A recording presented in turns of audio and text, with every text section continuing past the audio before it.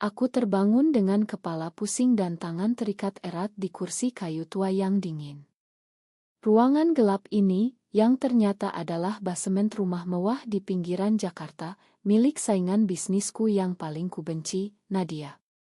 Tak kusangka, malam itu saat aku menyusup ke pestanya untuk mencuri data rahasia perusahaan, justru berakhir dengan diriku diculik olehnya sendiri, dan yang lebih mengejutkan, di tengah kegelapan itu aku mendengar suaranya yang lembut. Bukan marah, tapi penuh kepedulian yang tak terduga. Aku, Sinta, seorang pengusaha muda berusia 28 tahun, selalu bangga dengan karirku di bidang teknologi startup.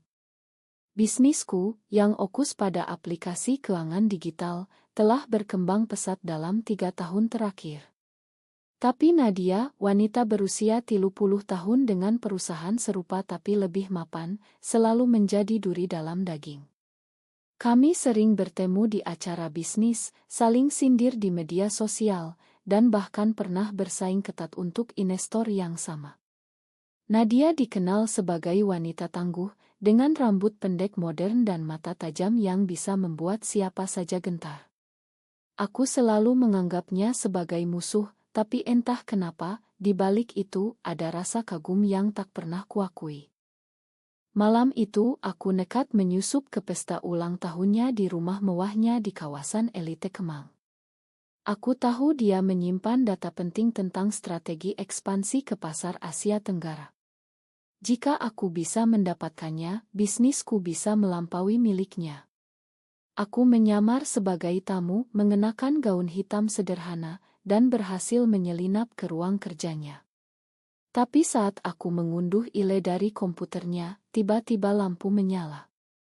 Nadia berdiri di depan pintu dengan senyum dingin. "Sinta, kau pikir aku bodoh?" katanya. Sebelum aku bisa bereaksi, 2 orang pengawalnya menyergapku, menyuntikkan sesuatu yang membuatku pingsan. Kini, di basemen ini, aku mencoba melepaskan ikatan. Nadia turun tangga dengan langkah pelan, membawa segelas air. "Minum ini, kau pasti haus," katanya, suaranya tak seperti musuh. Aku menatapnya bingung. Mengapa dia tidak memanggil polisi? Aku memaki dalam hati, tapi mulutku masih terasa kering. Dia mendekat, membantuku minum. Sentuhannya lembut, tak seperti yang kubayangkan. "Kenapa kau lakukan ini?" tanyaku. Nadia duduk di depanku, mata kami bertemu. "Karena aku tahu kau sedang putus asa. Bisnismu hampir bangkrut, kan? Investor mundur setelah rumor yang kusebar." Aku terkejut. Rumor itu darinya. Kemarahan membara, tapi ada sesuatu di matanya seperti penyesalan. Kami berbicara lama malam itu. Nadia menceritakan masa lalunya, bagaimana dia dibesarkan di keluarga konservatif di Bandung, di mana ayahnya seorang pengusaha sukses tapi keras. "Aku selalu harus sempurna," katanya. "Tidak ada ruang untuk kesalahan, apalagi untuk perasaan yang berbeda." Aku mengerti maksudnya. Di Indonesia, di mana norma masyarakat masih kuat dipengaruhi agama dan tradisi, menjadi lesbian adalah tabu. Aku sendiri pernah merasakannya. Dulu, di kuliah, aku pernah jatuh cinta pada teman perempuanku, tapi aku kubur dalam-dalam karena takut dicap abnormal. Keluargaku di Surabaya, yang religius, pasti akan menolakku. Nadia melanjutkan, "Aku melihat dirimu seperti cermin. Kau berjuang sendirian seperti aku. Tapi kau nekat, dan itu mengagumkan."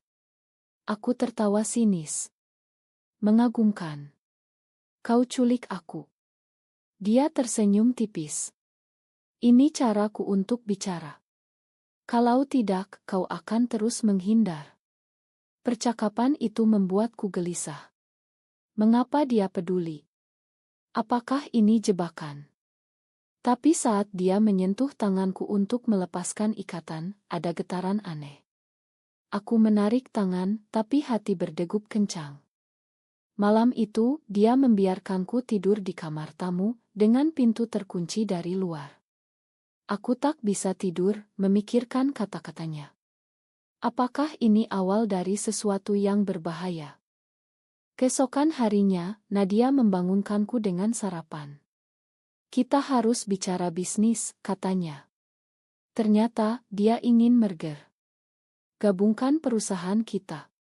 Kau punya inovasi, aku punya modal. Aku menolak mentah-mentah. Kau gila. Setelah kau culik aku. Tapi dia meyakinkan, menunjukkan data bahwa tanpa merger, kedua perusahaan akan hancur karena kompetisi dari raksasa asing. Aku ragu. Di satu sisi, ini kesempatan. Di sisi lain, aku tak percaya padanya. Tapi selama hari itu, saat kami diskusi, aku melihat sisi lain Nadia. Dia lembut, cerdas, dan menarik. Saat dia tertawa, matanya berbinar. Aku menepis pikiran itu. Ini bisnis, bukan romansa. Tapi malam kedua saat hujan deras mengguyur Jakarta, listrik padam. Kami duduk di ruang tamu dengan lilin. Nadia menceritakan tentang mantan pacarnya, seorang wanita yang dia cintai diam-diam tapi ditinggalkan karena tekanan keluarga. Dia menikah dengan pria, demi norma, katanya pilu. Aku terdiam. Ceritanya mirip denganku. Aku pernah mencoba pacaran dengan pria, tapi tak pernah bahagia. Kenapa kau ceritakan ini, tanyaku. Karena aku lihat kau sama. Kau sembunyikan dirimu. Kata-katanya menyentuh hati. Tanpa sadar, tanganku menyentuh lengannya. Saat itu ada percikan. Kami saling pandang dan untuk pertama kali, aku merasa dilihat benar-benar. Tapi aku mundur. Ini salah. Dia sainganku. Hari ketiga aku mencoba kabur. Aku curi kunci mobilnya saat dia mandi. Tapi saat aku di garasi, dia muncul. Jangan pergi, Sinta. Kita bisa selesaikan ini. Aku marah. Kau tahan aku di sini. Kami bertengkar hebat. Dia mengaku aku culik kau karena aku takut kehilanganmu. Bukan bisnis, tapi kau. Aku terpaku. Apakah dia suka padaku? Hati bergejolak. Di Indonesia, ini berisiko. Keluarga, masyarakat, semua akan menentang. Tapi saat dia mendekat, aku tak bisa menolak. Bibir kami hampir bersentuh, tapi aku dorong dia. Ini gila. Aku lari ke mobil dan pergi. Di jalan, air mata mengalir. Apa yang baru saja terjadi? Sampai di apartemenku di Sudirman, aku langsung hubungi pengacara. Tapi anehnya, aku ragu lapor polisi. Pikiran tentang Nadia terus menghantu. Malam itu aku dapat pesan darinya, maafkan aku. Aku salah. Aku tak balas. Tapi hati sakit. Apakah ini cinta? Atau hanya ilusi dari situasi tegang? Aku tidur gelisah, memimpikan matanya. Besok aku harus putuskan, merger atau perang bisnis. Tapi yang lebih penting, apa yang harus kulakukan dengan perasaan ini? Keesokan paginya, aku bangun dengan keputusan tegas, aku akan lawan Nadia. Aku hubungi investor lama, ceritakan rumor yang disebarnya, dan minta dukungan. Tapi saat meeting di Kaedi Tamrin, pikiranku melayang ke basement itu. Mengapa dia ceritakan rahasia pribadinya? Apakah itu manipulasi? Aku coba okus, tapi telepon berdering. Nomor tak dikenal. Sinta, ini Nadia. Jangan tutup. Aku tahu kau marah, tapi dengar aku. Aku tutup telepon. Tapi hati tak tenang. Siang itu aku ke kantor. Timku bertanya kenapa aku hilang 3 hari. Aku bohong, bilang sakit. Tapi saat buka email, ada proposal merger dari Nadia. Detailnya sempurna, aku jadi coceo, inovasiku diprioritaskan. Ini menggiurkan. Tapi aku ingat pengkhianatannya. Rumor yang dia sebar membuat dua investor mundur. Aku marah lagi. Malamnya aku ke rumah orang tuaku di Bekasi. Ibu menyambut hangat, tapi ayah langsung tanya bisnis. Jangan kalah sama Nadia itu. Dia wanita licik. Aku tersenyum pahit. Jika mereka tahu. Di rumah keluarga, aku coba lupakan. Tapi adikku, Rina, yang berusia 25 tahun, curiga. Kak, kau aneh. Ada apa? Aku ceritakan sedikit tentang Nadia, tapi sensor bagian pribadi. Rina tertawa. Kalian seperti drama Korea. Musuh jadi teman. Aku gelisah. Malam itu saat semua tidur, aku buka media sosial Nadia. Oto-otonya penuh senyum profesional, tapi ada satu, dia di pantai Bali, sendirian, tampak kesepian. Hati luluh. Aku kirim pesan, kenapa kau lakukan itu? Balasannya cepat, karena aku suka padamu sejak lama. Dari acara bisnis pertama. Aku terkejut. Ini nyata. Kami chatting panjang malam itu. Nadia ceritakan bagaimana dia kagum pada semangatku. Kau beda dari wanita lain. Kau berani. Aku akui, aku juga kagum padanya. Tapi aku tanya, kenapa culik? Itu kriminal. Dia jawab, aku panik. Kau mau curi data, aku takut kau hancurkan aku. Tapi saat kau di basement, aku lihat sisi rapuhmu. Percakapan itu membuatku ragu. Apakah aku bisa percaya? Di Indonesia, hubungan seperti ini penuh risiko. Teman-temanku di komunitas bisnis pasti gosip. Keluarga. Ayahku pasti marah besar. Besoknya, aku setuju bertemu di Kai Netral di Senayan. Nadia datang dengan bunga. Makan aku, katanya. Kami diskusi merger. Tapi suasana tegang. Saat tangan kami tak sengaja bersentuh, ada listrik. Aku tarik tangan. Ini bisnis saja, kataku. Tapi mata Nadia pilu. Benarkah? Aku lihat matamu bilang lain. Aku diam setelah meeting, aku pulang dengan hati berantakan.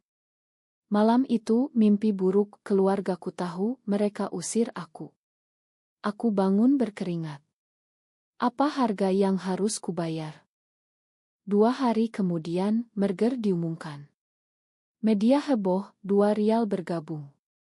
Aku dan Nadia Oto bersama di konferensi pers di hotel di Kuningan.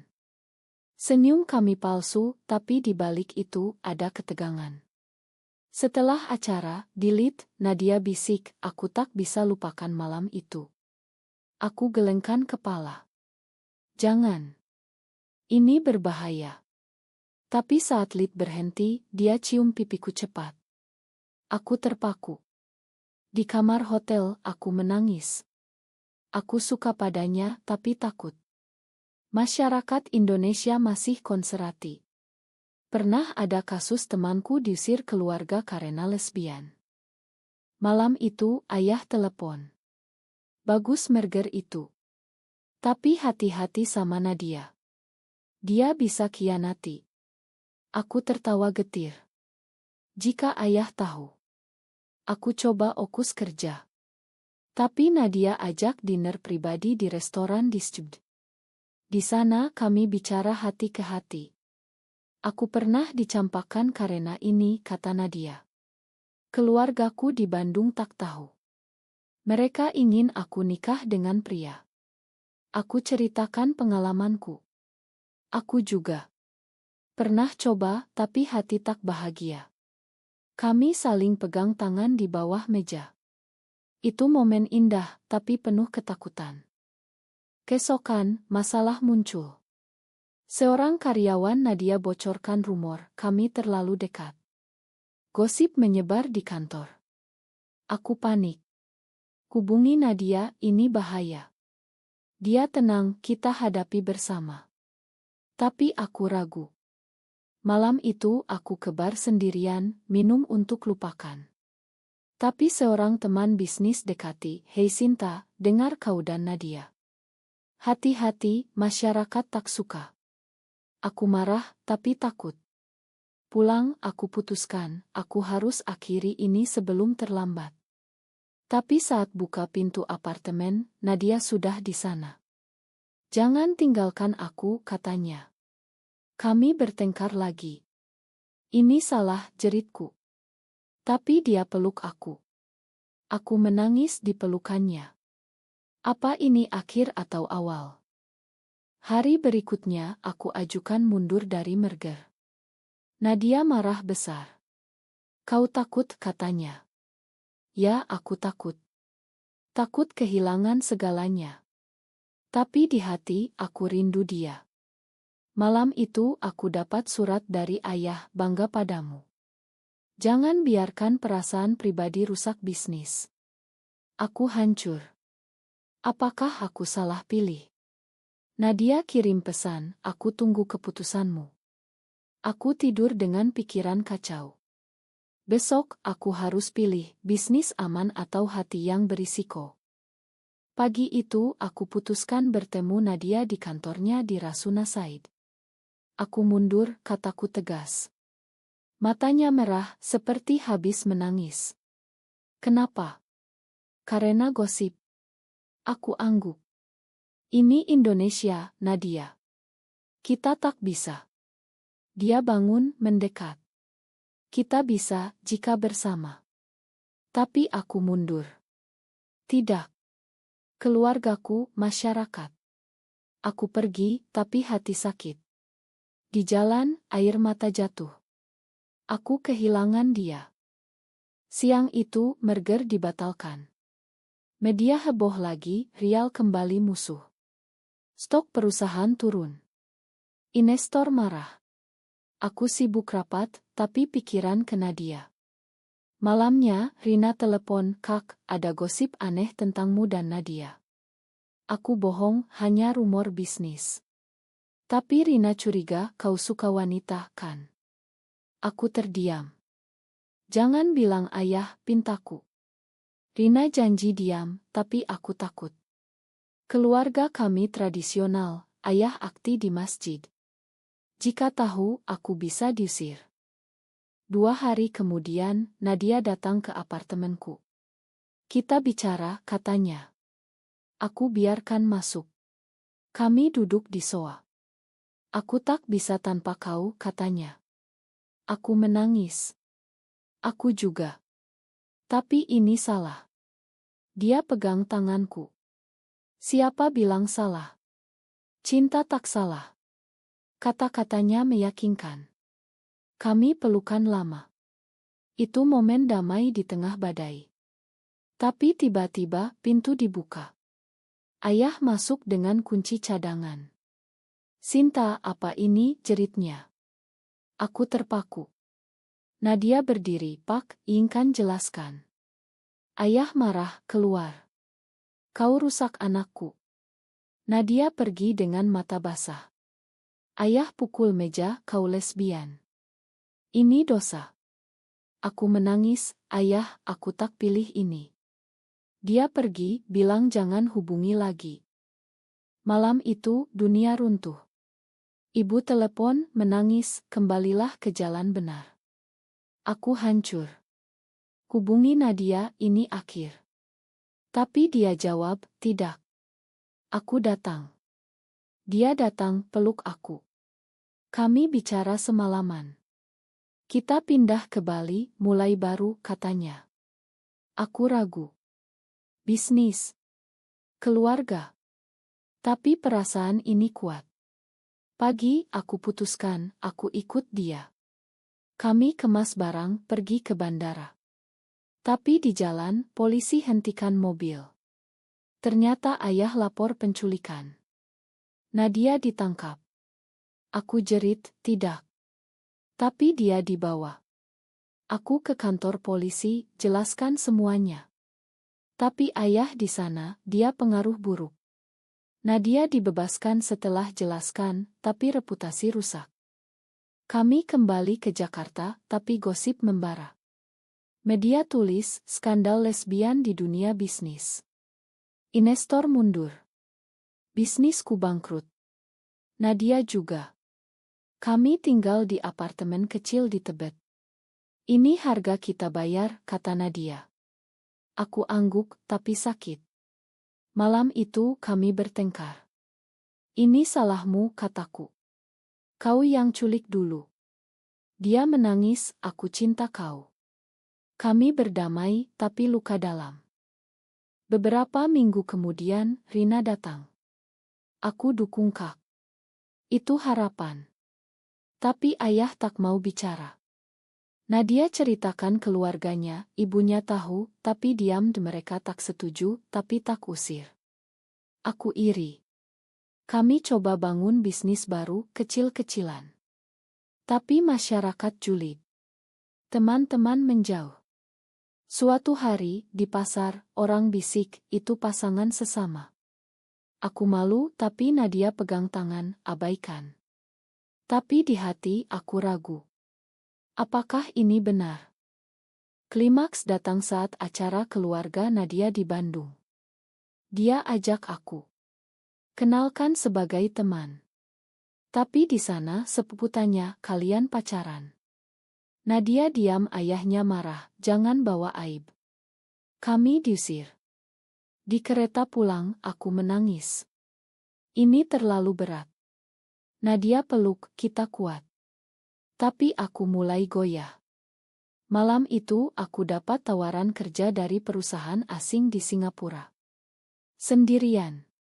Aku ragu beritahu Nadia. Apa aku khianati dia? Hari berikutnya aku bilang. Nadia hancur, kau tinggalkan aku. Aku jelaskan, ini untuk kita. Aku cari modal, lalu kembali.